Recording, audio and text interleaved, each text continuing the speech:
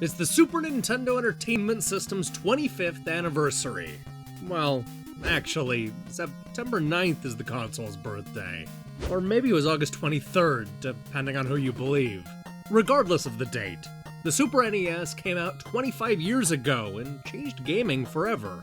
To celebrate this important anniversary, we're gonna take a look back at what critics said about the Super Nintendo's launch games at the time. So, let's dig into old issues of Electronic Gaming Monthly, GamePro, Super Play, and Nintendo Power to see how they rank the Super NES launch lineup. On the Nintendo Entertainment System, Gradius was a landmark game. It was not only a great arcade port, but also one of the few shoot-'em-ups to grace the 8-bit system in the early days. On the Super NES, Gradius 3 was all but ignored. Magazines like Nintendo Power, Raze, and Electronic Gaming Monthly covered the sequel, but few other magazines could be bothered. Nintendo Power gave the space shoot-'em-up a 3.6 out of 5, making it the magazine's worst-reviewed Super NES launch game. In fact, they didn't even bother writing a review, opting instead for a 2-page preview a few issues earlier. Electronic Gaming Monthly seemed a lot more excited for this third-party launch game. Giving it all 8s, the magazine called Gradius 3 one of the best shooters to hit shelves.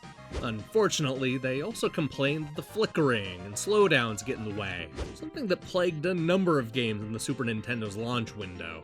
Raze, on the other hand, was a lot more forgiving of the shortcomings. Giving it a 91%, the UK publication called it an exact port of the arcade game. Entertainment Weekly strongly disagreed, calling it a standard space shooter and giving it a C. Gradius is competent, but if I'm going to plunk down $50 for a 16-bit game to play on my new $200 system, I want to be the one who's blown away. With games like FZero and Super Mario World competing for attention, you can't blame magazine editors for giving Gradius 3 short shrift. But it sure would have been nice if more US and UK critics reviewed this shoot-'em-up at the time. With Entertainment Weekly weighing it down, Gradius 3 averaged a score of 76%. Already a hit on home computers, SimCity got the Nintendo makeover when it launched on the Super NES. Generally regarded as one of the best game franchises of all time, I went in expecting to see critics gushing over the 16-bit port. Who knew SimCity was going to be 1991's most polarizing game? Sushi X was not interested in becoming a virtual mayor, giving the game a 6 out of 10 and concluding that he'd rather rub salt in his eyes. Mike at Super Play accurately noted that there isn't any shooting or blasting going on.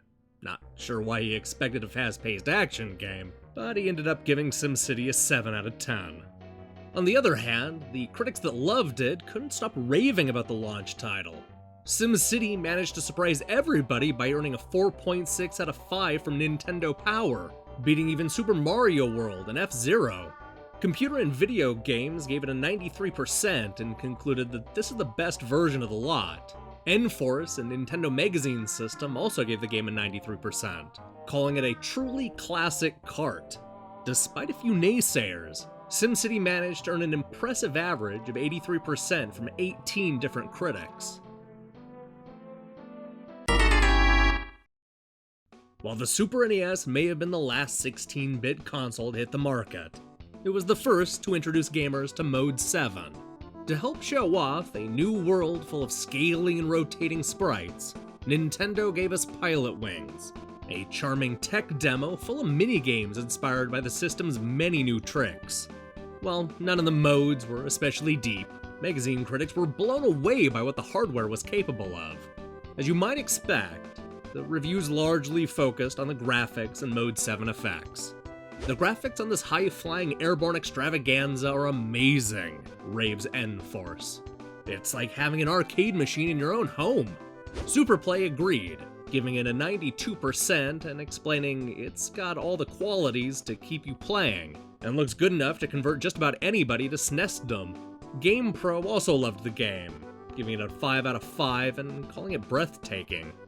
Electronic Gaming Monthly wasn't as sold on Pilot Wings, with their 4 critics giving the game 7s and 8s.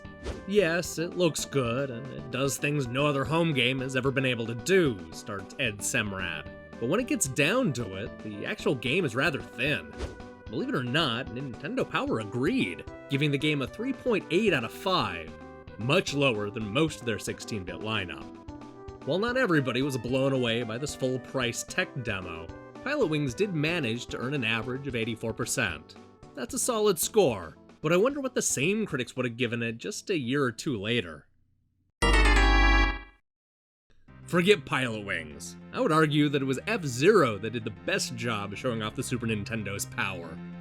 Built entirely around Mode 7 scaling and rotating effects, this has the distinction of being the system's very first racing game. It's also one of the last times Nintendo ever released a racer without some sort of multiplayer support. But critics didn't care that FZero was single player. They were all mesmerized by the fancy scaling and fast-paced gameplay. Fantastic, trumpeted Electronic Gaming Monthly's Martin Alessi. While I prefer a true racing game, this futuristic version has a lot of cool features.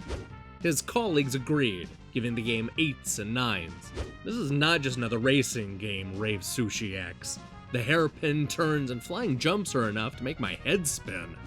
GamePro was also into the racing game, giving it a 4 out of 5 and concluding that FZero shows what the Super Nintendo can really do, with futuristic racing action and head-spinning 3D graphics. Racers, start your hovercrafts.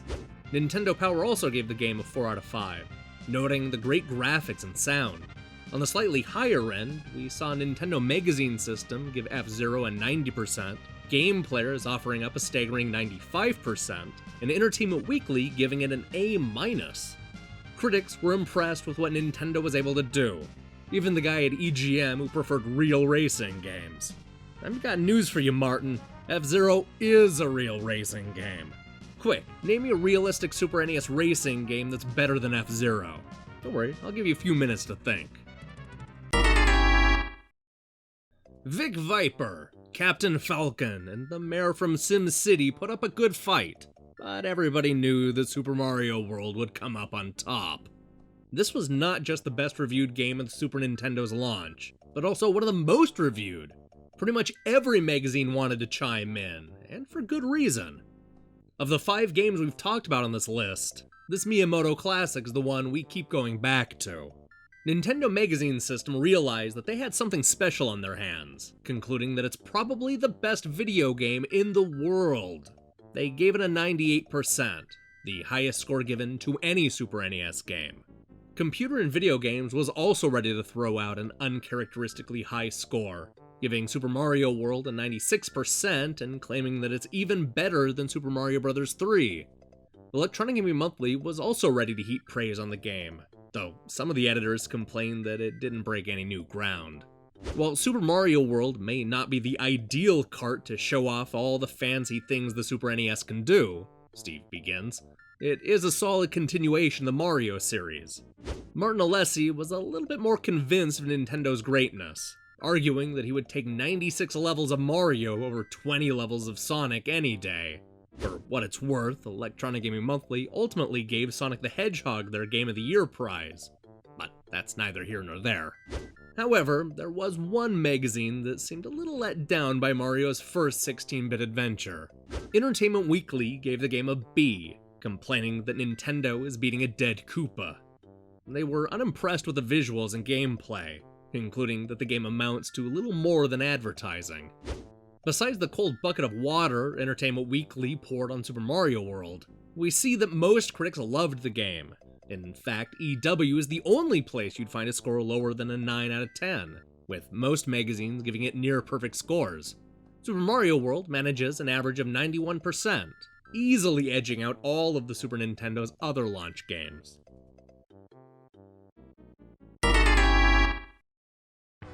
Although 5 games may not sound like much of a launch by today's standards, I think it's safe to say that these are some pretty great titles.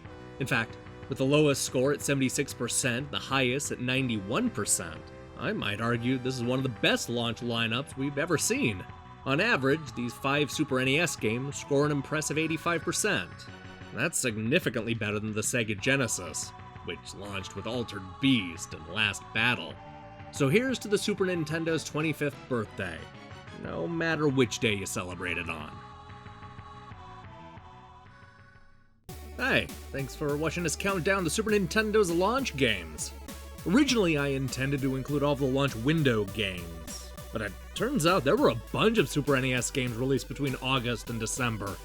There are definitely some varied opinions in these 5 games, and I'd love to know what you think was the best Super NES launch game. In other news, expect a review of Double Fine's newest game, 140, in the next few hours. So, do me a favor and click the subscribe button and support what we're doing here. Until then.